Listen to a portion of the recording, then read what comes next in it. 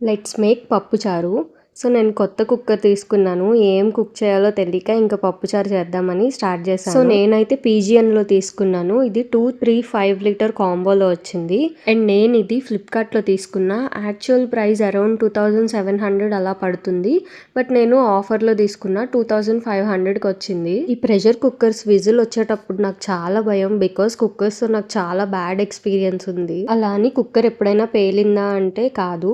Blast అయ్యేంత పని అయ్యేది. అందుకే నేను ప్రెషర్ కుక్కర్స్‌తో చాలా జాగ్రత్తగా ఉంటాను. సో, నేను ఇంతకు ముందు యూజ్ చేసిన కుక్కర్ వచ్చేసి అల్యూమినియం.